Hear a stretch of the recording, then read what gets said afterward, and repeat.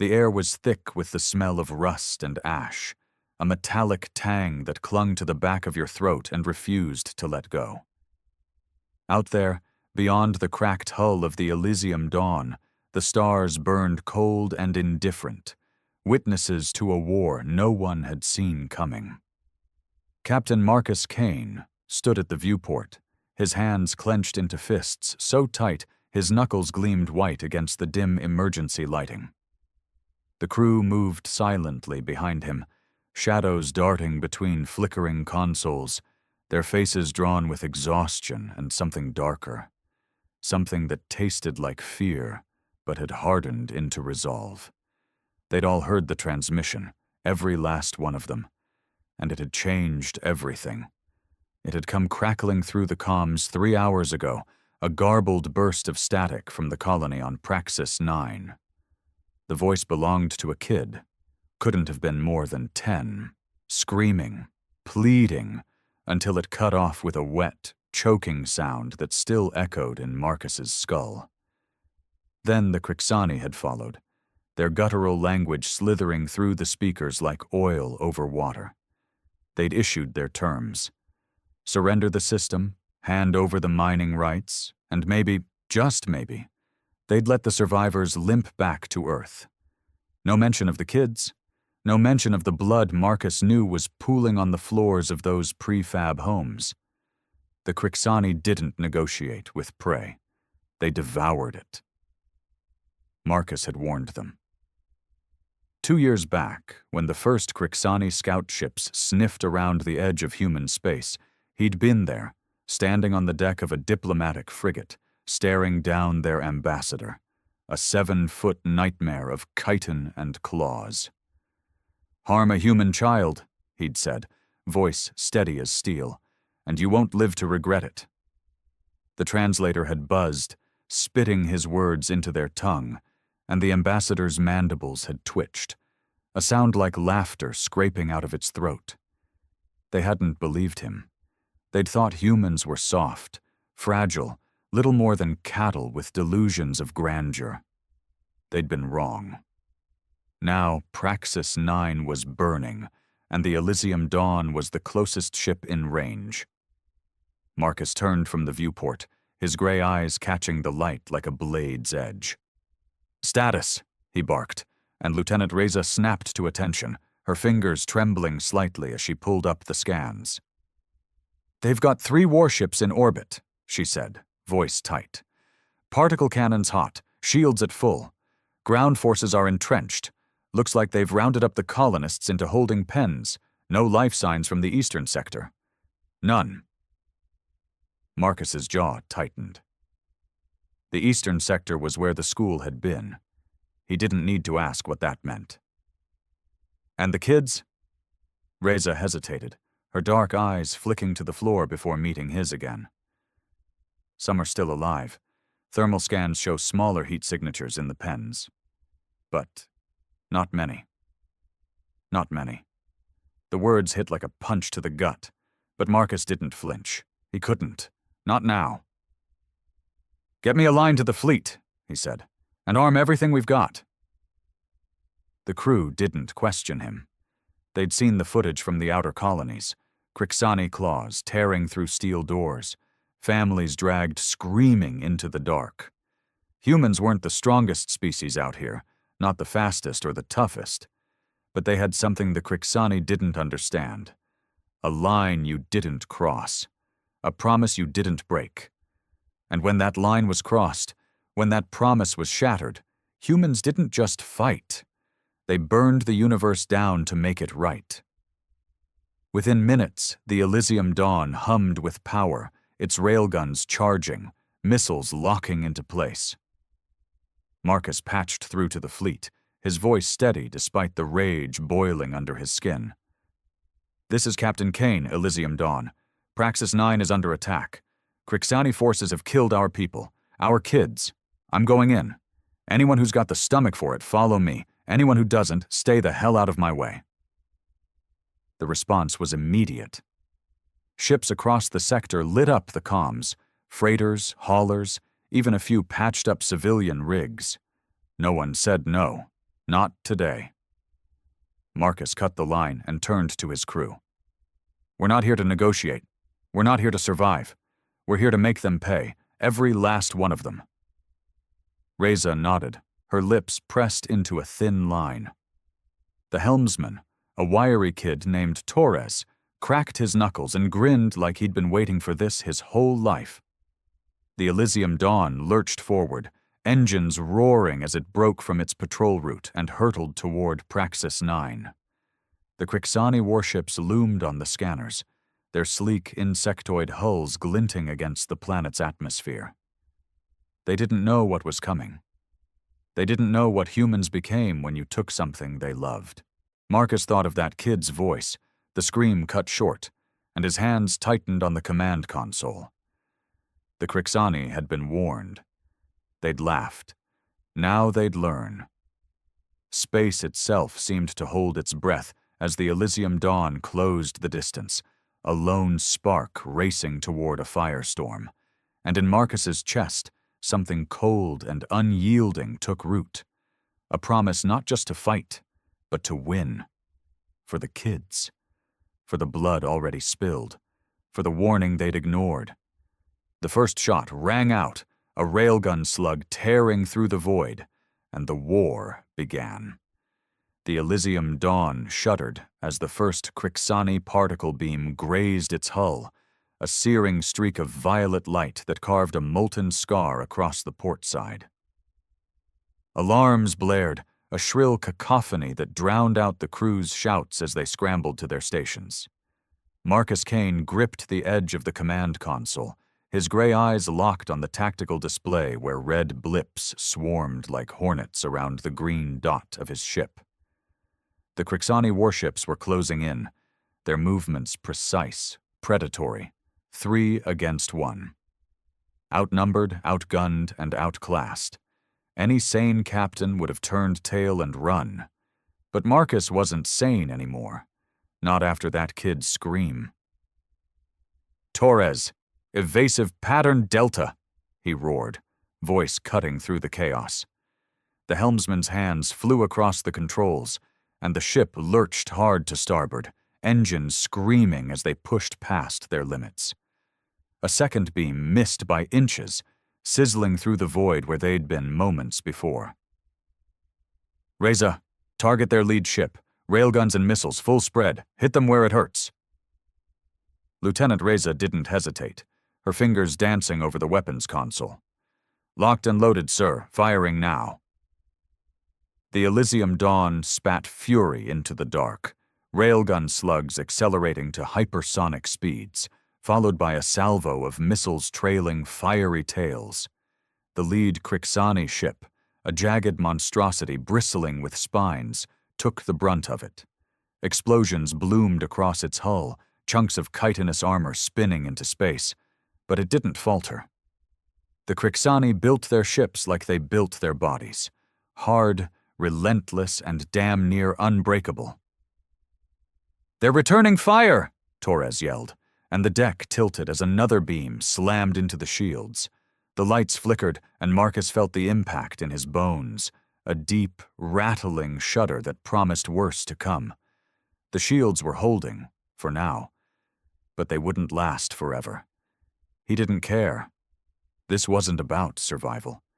This was about reaching Praxis 9, about getting to those pens where the kids were still alive, their tiny heat signatures flickering on the scans like candles in a storm. "Fleet's inbound, sir," Reza said, her voice steady despite the sweat beading on her forehead. "ETA 10 minutes. They're patching through. Admiral Voss wants a word." "Put her on," Marcus growled. The comms crackled, and a woman's voice came through, sharp and clipped, the kind of voice that could cut glass. "Kane, what the hell are you doing? You're 1 ship against 3. You'll be scrap before we get there." Marcus didn't blink. "They've got our kids, Voss. Killed most of them already. I'm not waiting." A pause, heavy with static. Then, "You're insane, but we're coming. Hold them off, Kane. That's an order." "Wasn't planning on dying yet," he said, and cut the line.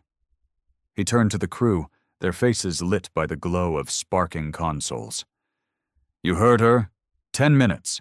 We keep them busy, we buy time for the fleet, and then we tear them apart." The Elysium Dawn dove into the fray, weaving through a storm of particle beams and kinetic rounds. Torres pushed the ship to its breaking point, dodging with a reckless grace that defied physics. Reza unleashed everything they had, missiles and railguns hammering the Crixani lead ship until its shields flickered and died. The first kill came with a satisfying flash. A missile punched through the enemy's hull, igniting its core in a silent, brilliant fireball. The crew didn't cheer. There was no time. The other two ships adjusted, their movements eerily synchronized, and the barrage intensified. Marcus's mind raced, replaying that transmission, the kid's voice breaking into sobs before the silence. He'd seen the colony logs before the attack.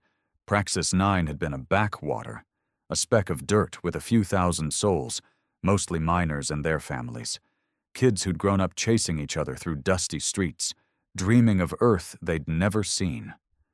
Now they were gone, or worse, caged by monsters who didn't even see them as alive, just meat to leverage a deal. His fists tightened until his nails bit into his palms, drawing blood. "Sir, shields at 30%, Reza called. "We can't take much more." "Then don't," Marcus snapped. "Ram the bastard if you have to. Just keep them off the planet." Torres shot him a wild grin. "You serious, Cap?" "Dead serious." The helmsman laughed, a sharp, jagged sound, and angled the Elysium Dawn toward the second Crixani ship. It was a desperate move, a suicide play, but Marcus didn't care. The Crixani had underestimated humans once, thinking them weak, pliable. They didn't know what happened when you backed a human into a corner, when you took their kids and left them nothing to lose. The ship surged forward, engines roaring, a battered arrow aimed at the heart of the enemy. And then the scanners lit up, green blips flooding in from the edge of the system. The fleet, freighters retrofitted with guns, haulers bristling with makeshift weapons, civilian ships that had no business in a fight, but were here anyway. Humans. Not soldiers, not warriors, just people who'd heard the same transmission Marcus had, who'd felt the same rage. The Crixani ships hesitated, their formation faltering as the odds shifted. Marcus bared his teeth in something that wasn't a smile. "Now," he said, "let's show them what happens when they don't listen." The Elysium Dawn struck, and the void erupted in fire. The Elysium Dawn collided with the second Crixani warship in a scream of metal and fire, a glancing blow that sent both ships spinning through the void. The impact threw Marcus Kane against the command console, his shoulder slamming into the edge with a crack he felt more than heard. Pain flared, hot and sharp, but he ignored it, hauling himself upright as the deck tilted beneath his feet. Sparks rained from the ceiling, and the air tasted of ozone and blood. The crew clung to their stations, faces pale but fierce, their eyes reflecting the chaos outside where the human fleet swarmed the Crixani like wolves on a wounded beast. "Damage report," Marcus shouted, his voice hoarse over the wail of alarms. Reza coughed, wiping a streak of soot from her face as she scanned the readouts. "Shields are gone, sir. Hull breaches on decks 3 and 4, emergency seals holding, but we've lost 2 railguns. Engines at 60%. "Enough to fight," Marcus said, more to himself than her. He straightened, ignoring the ache in his shoulder, and stared at the tactical display. The second Crixani ship was crippled, its hull venting atmosphere in shimmering plumes, but the third was still intact, its particle cannons carving through the human fleet with ruthless precision. Freighters exploded in silent bursts, civilian rigs torn apart before they could fire a shot. These weren't trained soldiers, just miners, traders, parents who'd grabbed whatever they could and come running. And they were dying. "Torres, get us between that bastard and the fleet," Marcus ordered. "Reza, reroute power to the forward guns. Everything we've got left."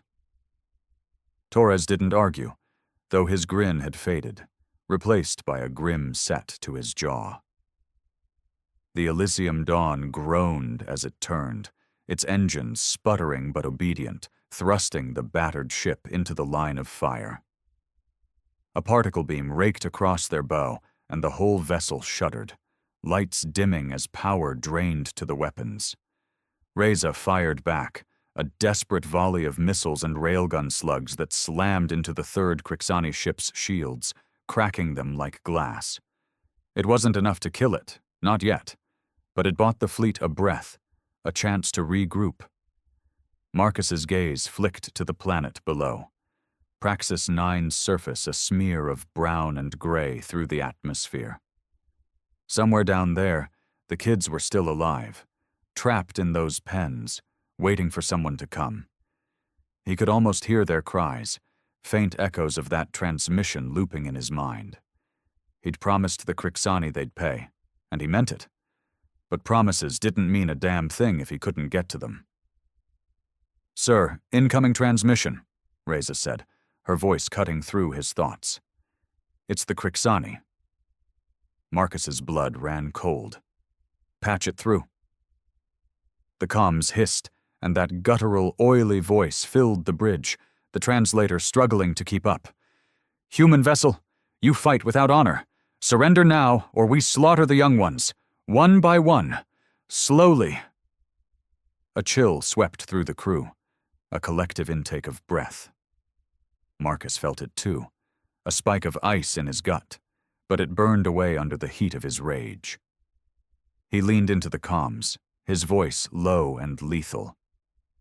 "You think you can threaten us? You think that'll stop us? We warned you. Harm a human child and you're done. Start killing, and I'll make sure your entire species feels it."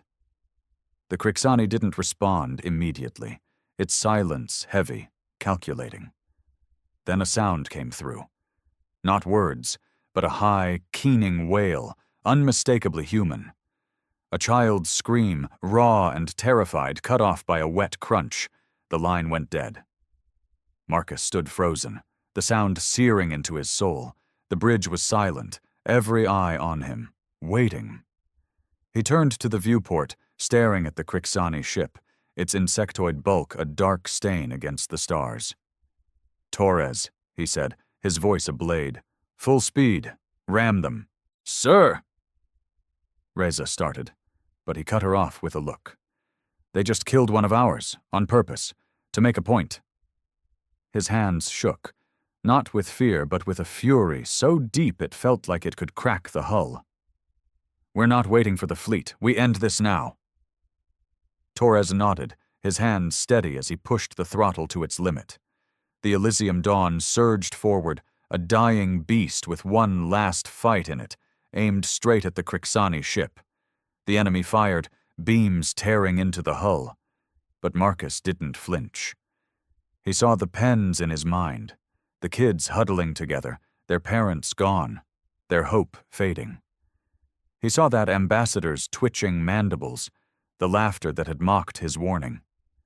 They'd thought humans were weak. They'd thought wrong. The fleet rallied behind them, inspired or insane, it didn't matter. Ships of every make and model charging into the fray. The Crixani ship loomed closer, its shields flickering under the Elysium Dawn's relentless barrage. Marcus braced himself, the collision seconds away, when a new blip appeared on the scanners, massive, fast, and human. A dreadnought, the Vindicator flagship of the sector fleet, dropping out of hyperspace with guns blazing. "Hold course!" Marcus barked, and the Elysium Dawn struck, a glancing blow that ripped through the Crixani's weakened shields. The Vindicator followed, its cannons unleashing hell, and the enemy ship erupted in a cascade of fire and debris. Marcus exhaled, his breath ragged, but there was no relief, only the burning need to get to the surface. The kids were still down there, and the Crixani weren't done paying. The Elysium Dawn hung in the void, a broken husk trailing smoke and sparks, its hull scarred from the collision that had crippled the last Crixani warship. Marcus Kane stood amidst the wreckage of the bridge, his breath fogging in the cold as emergency systems struggled to keep the ship alive. The Vindicator loomed nearby, mopping up the debris with surgical precision, but Marcus's eyes were fixed on Praxis 9 below. The kids were still down there, their faint heat signatures a fragile thread pulling him forward. That scream over the comms, cut short by a Crixani claw, played on a loop in his skull, fueling a rage that drowned out the pain in his shoulder. "Reza, can we land?" he asked, voice rough as gravel. She glanced at the flickering consoles, her face grim. "Engines are barely holding, sir. We've got one shot, crash landing maybe. No guarantees we walk away." "Do it," Marcus said without hesitation. "Torres, plot us a course, straight for those pens." Torres nodded, hands shaking as he wrestled the dying ship into position. The Elysium Dawn groaned, its frame trembling as it nosed toward the planet. The Vindicator hailed them, Admiral Voss's voice crackling through. "Kane, stand down. We'll handle the ground assault. You're in no shape to fight." "They're killing kids, Voss," Marcus snapped. "I'm not waiting." He cut the line, ignoring her protests. The descent began, a fiery plunge through the atmosphere that rattled the ship apart. Bulkheads buckled, and a section of the ceiling collapsed, nearly crushing Reza. She cursed, dragging herself free, blood trickling from a gash on her forehead. The ground rushed up, a blur of dust and ruin, and the Elysium Dawn hit hard, skidding across Praxis 9's surface in a shower of dirt and metal. Marcus was thrown forward, slamming into the viewport, but he forced himself up, adrenaline numbing the pain. "Gear up," he barked, grabbing a rifle from the armory rack. The crew followed, battered but unbroken, their faces set with the same fire burning in him. They spilled out into a wasteland of shattered homes and smoldering craters. The air stank of death, and in the distance, the Crixani pens loomed, crude cages of twisted steel. Marcus moved fast, his boots crunching over debris until he saw them. Dozens of kids, filthy and wide-eyed, pressed against the bars. A Crixani guard turned, its claws dripping red, and Marcus fired without thinking, the slug punching through its skull. The kids screamed, some sobbing, others staring in silence as Marcus tore the cage open. "You're safe now," he lied, knowing more Crixani were coming. He looked into their hollow eyes, saw the cost of his delay, and swore the bastards would pay in blood. The Vindicator's dropships roared overhead, but Marcus was already moving, rifle raised, ready to finish what he'd started. Dust swirled around Marcus Kane as he knelt by the shattered cage, his rifle still warm from the shot that had dropped the Crixani guard. The kids stumbled out, some clinging to each other, others too stunned to move, their small bodies trembling under layers of grime and fear. A girl, no older than 8, stared up at him with eyes like cracked glass, her voice a whisper. "They took my brother." Marcus's chest tightened, the weight of her words sinking into him like a blade. He wanted to promise he'd find the boy, bring him back, but the lie stuck in his throat. He'd heard the crunch over the comms. He knew what it meant. "Stay close," he said instead, his voice rough but steady. "We're getting you out." The crew fanned out, forming a ragged perimeter around the kids. Reza, with her pistol drawn, Torres clutching a shotgun, their faces hard despite the exhaustion carving lines into their skin.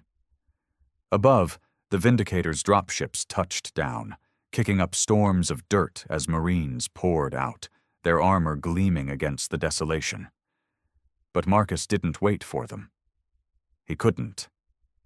The Crixani were still here, their guttural roars echoing from the ruins, and every second meant another life snuffed out. He led the group forward, weaving through the wreckage of Praxis 9's streets, prefab homes reduced to twisted metal, playgrounds buried under ash. The kids shuffled behind him, their footsteps soft but heavy with the silence of trauma. Reza flanked him, her breath ragged, the gash on her forehead still bleeding. "Scanners picked up movement, sir," she muttered. 200 meters east. Big group. They're coming." "Let them," Marcus growled, his grip tightening on the rifle. He glanced back at the kids, their pale faces lit by the flicker of distant fires, and felt that cold, unyielding thing in his chest twist sharper. The Crixani hadn't just attacked a colony. They'd targeted the weakest, the ones humans would die to protect. It wasn't strategy, it was cruelty, and it was a mistake. The first wave hit like a storm, Crixani warriors charging from the shadows, their claws glinting, mandibles snapping with that sickening click. Marcus fired, slugs tearing through chitin, dropping 2 before they could close the gap. Torres roared, his shotgun blasting a third into a spray of gore, while Reza picked off stragglers with precise, furious shots. The kids screamed, huddling behind a fallen wall as the fight turned brutal. Claws raked at Marcus's arm, slicing through his suit, but he drove his rifle butt into the creature's skull, feeling it crack under the blow. The Marines arrived mid-chaos, their rifles lighting up the night, and the Crixani faltered, their numbers thinning. Marcus didn't stop, pushing forward, his vision narrowing to the next target, then the next. Blood slicked his hands. His own. Theirs, it didn't matter. He saw that ambassador's laughter in every twitching mandible, heard that kid scream in every clash of steel and bone. They'd been warned. They hadn't listened. A shadow loomed ahead, a Crixani commander, taller than the rest, its armor scarred and dripping with red. It held a human arm, small and limp, like a trophy. Marcus froze, the sight punching through his rage into something raw, something that hurt. The commander hissed, its voice grating through the translator. "You fight for nothing, human. Your young are gone. Your world will follow." Marcus didn't answer with words. He charged, rifle blazing, rounds slamming into the commander's chest. It staggered but swung, claws slashing across his side, tearing flesh. Pain seared through him, but he dropped the rifle, drew his knife, and drove it into the creature's throat, twisting until black ichor sprayed his face. It collapsed, gurgling, and he stood over it, breathing hard, the arm still clutched in its dead grip. He turned, ignoring the agony in his side, and saw the kids watching, wide-eyed, silent. The Marines swept in, securing the area, but Marcus barely noticed. He knelt, picking up the arm, its tiny fingers curled as if reaching for something lost. It was too small, too fragile, and it broke something in him he hadn't known was still whole. He set it down gently, his hands shaking, and looked at the girl who'd spoken earlier. She was crying now, quiet sobs that cut deeper than any claw. "We're not done," he said, more to himself than her. The Crixani had retreated, but their ships still orbited, their forces still held parts of the planet. The Vindicator could handle the sky, but the ground was his. He stood, wincing as blood seeped through his torn suit, and nodded to Reza. "Round up the survivors. We're hunting." She hesitated, her eyes flicking to his wounds. "Sir, you need—" "I need them dead," he cut her off, his voice a low snarl. "Every last one." He turned east, where the scanners had pinged, and started walking, the kids' soft steps trailing behind him like ghosts. The war wasn't over. Not until the Crixani learned what humans did when you crossed that line. The wind howled across Praxis 9's ruined landscape, carrying the stench of charred metal and alien blood, as Marcus Kane led his ragged band eastward. His side throbbed with every step, the gash from the Crixani commander's claws leaking through the hasty bandage Reza had slapped on during a brief pause. The kids trailed behind, a silent procession of hollow eyes and trembling hands, their trust in him a weight heavier than the rifle slung across his back. He didn't look at them. Couldn't. Afraid he'd see that small, severed arm in every shadow, a reminder of how late he'd been. Reza marched beside him, her pistol gripped tight, her face a mask of determination despite the blood crusting her forehead. Torres brought up the rear, shotgun ready, his usual bravado replaced by a quiet intensity that matched the Marines fanning out around them. The Vindicator's dropships had secured the landing zone, but the Krixani still held ground, entrenched in the eastern sector, where the scanners had last pinged a mass of heat signatures. Marcus didn't know if it was more kids or just soldiers waiting to die. Either way, he was coming for them. The terrain shifted as they approached, a sprawl of mining rigs and storage silos, twisted into a jagged maze by the attack. The air grew thick, heavy with the hum of Krixani tech, a low vibration that set Marcus's teeth on edge. He raised a fist, signaling the group to halt, and crouched behind a toppled crane. Ahead, the enemy waited, a fortified outpost, its walls bristling with turrets, Krixani warriors pacing like ants around a nest, and there, in the center, another pen, smaller, cruder, but unmistakable. More kids. Marcus's breath caught, his rage flaring anew. He counted at least 20 guards, their claws glinting in the dim light, and 2 hulking figures, elites, maybe, their armor thicker, movements deliberate. The turrets swiveled, scanning the perimeter, and he knew a frontal assault would be suicide.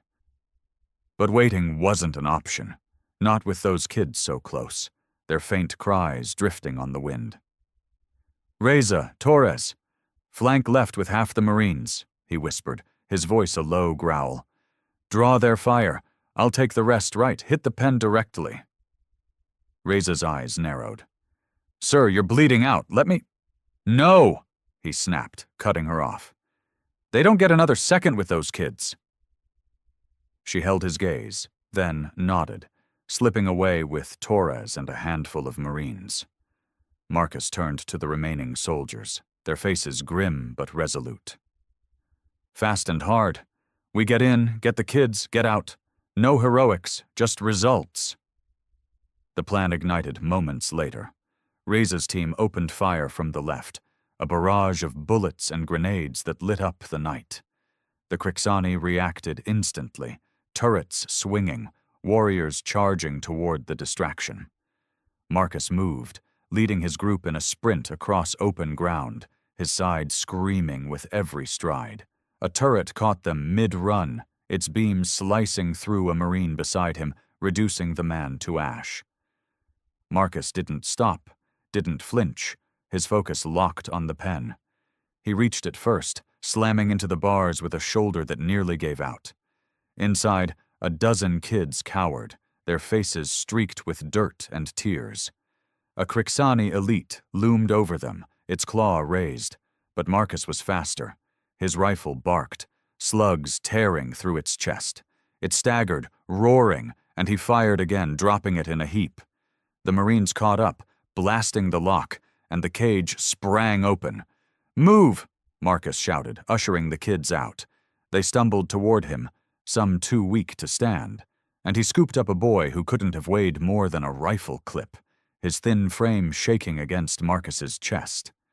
The outpost erupted around them, Reza's team still drawing fire, the Krixani regrouping, their roars growing louder. A second elite charged, its claws slashing, and Marcus shoved the boy behind him, taking the hit across his arm. Blood sprayed, but he drove his knife into the creature's eye, twisting until it fell. The Marines formed a shield, firing as they retreated, the kids between them. Marcus limped at the rear, his vision blurring, the boy clinging to his leg. He saw Reza and Torres breaking back toward them, their faces bloodied but alive, and felt a flicker of relief. But it died fast. The ground shook, a deep rumble rising from the outpost. A Crixani war machine, a towering beast of metal and claws, emerged from the shadows, its cannons glowing hot. "Run!" Marcus yelled, shoving the kids toward the Marines. He turned to face it, alone now, his rifle raised despite the blood pooling at his feet. The machine advanced, its roar deafening, and he bared his teeth. They'd taken too much already. He wasn't giving them this. Overhead, the Vindicator's guns thundered, a salvo raining down, but Marcus didn't look up. He fired, a futile gesture, and braced for the end. The Crixani war machine loomed over Marcus Kane, a colossus of jagged steel and glowing death, its cannons whining as they charged. His rifle spat slugs into its armored hide, sparks flaring where they struck, but it was like throwing pebbles at a tidal wave. Blood dripped from his arm and side, pooling in the dust at his feet, and his legs trembled, threatening to buckle. Behind him, the kids' footsteps faded as the Marines hustled them away, their cries swallowed by the roar of the Vindicator's orbital barrage. The sky lit up, streaks of fire raining down, but the machine kept coming, its claws raking the ground inches from where he stood. Marcus didn't move. He couldn't. Not with the kids so close to safety, not with the promise he'd made burning in his chest. The Crixani had laughed at his warning, torn apart everything he'd sworn to protect. And now they'd pay, even if it cost him everything. He dropped the empty rifle, drew his knife, and squared his shoulders, a snarl twisting his lips. "Come on, you bastard," he muttered, voice lost in the chaos. "Let's finish this." The machine lunged, a claw swiping down, and Marcus dove aside, the impact cratering the earth where he'd been. Pain exploded through his wounds, but he rolled to his feet, slashing at a hydraulic line on its leg. Black fluid sprayed, and the machine staggered, its cannons firing wild, carving gouges into the ruins. Above, the Vindicator's salvos hammered closer, one slamming into the outpost's wall, sending debris raining down. Marcus ducked under another claw, his knife finding a joint, and twisted until something snapped. The machine screeched, a sound that rattled his bones, but it wasn't enough. He heard Reza shouting his name, distant and desperate, and glanced back to see her sprinting toward him, Torres at her side, their weapons blazing. "Get back!" he roared, but they didn't stop, firing at the machine's sensors, drawing its attention. A cannon swung toward them, and Marcus's heart lurched. He threw himself at its leg, stabbing deep, anything to keep it focused on him. The beam fired, missing Reza by a hair, and she stumbled, cursing, but kept coming. The ground shook again, not from the machine but from something new, dropships, more Marines, their engines a thunderous chorus, reinforcements from the Vindicator, hitting the dirt hard, their rifles cutting through the Crixani stragglers swarming from the outpost. The machine turned, distracted, and Marcus seized the chance, climbing its leg, his blood-slick hands slipping as he hauled himself toward its core. Every move was agony, his vision swimming, but he saw those kids' faces, the girls' cracked glass eyes, the boy's frail grip, and pushed harder. Reza reached him first, grabbing his leg to steady him as he stabbed into a glowing panel. "You're insane, sir!" she yelled, her voice raw. Torres joined her, blasting at the machine's joints, and together they fought, a desperate trio against a titan. The panel sparked, then erupted, and the machine convulsed, throwing Marcus off. He hit the ground hard, air rushing from his lungs, and watched as it staggered, cannons dimming, before a final Vindicator strike tore through its chest, reducing it to a smoking wreck. Silence fell, heavy and surreal, broken only by the crackle of flames and the hum of dropships. Marcus lay there, chest heaving, blood soaking the dirt beneath him. Reza dropped to her knees beside him, her hands pressing against his side, her face pale. "Stay with me, damn it," she said, her voice cracking. Torres stood guard, shotgun trembling in his grip, his eyes scanning the ruins for more threats. The Marines swept in, securing the kids, their voices a distant buzz. Marcus forced himself up, ignoring Reza's protests, and staggered toward the group. The girl from the pen was there, clutching a younger boy, her tears cutting tracks through the grime on her face. "You came back," she whispered, and it hit him harder than any claw, because he almost hadn't. "We're not done," he rasped, looking past her to the horizon where Crixani ships still darkened the sky. The Vindicator had cleared the orbit, but pockets of resistance remained on the ground, and Marcus knew they'd fight to the last. He turned to Reza, his voice steady despite the pain. "Get the kids to the dropships, I'm finishing this." "Sir, you can barely stand," she argued, but he shook his head. "They don't get to walk away from this," he said, his gray eyes cold as steel. "Not after what they did?" He picked up a fallen rifle, checked the clip, and started walking, the weight of his promise driving him forward. The kids were safe for now, but the Crixani hadn't paid enough. Not yet. Reza cursed under her breath, then followed, Torres at her side. The Marines rallied behind them, a battered army of humans who'd lost too much to stop. The war wasn't over. It wouldn't be until every last Crixani learned what happened when you crossed that line. The horizon glowed with the faint orange of Praxis 9's dawn, a cruel mockery of peace over a world soaked in blood and ash. Marcus Kane limped through the wreckage, his rifle a crutch as much as a weapon, each step a defiance of the pain tearing through his body.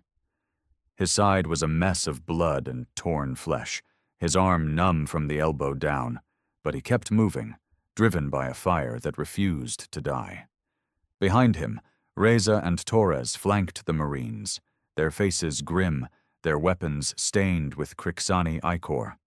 The kids were safe, ferried to the Vindicator's dropships, but Marcus wasn't done.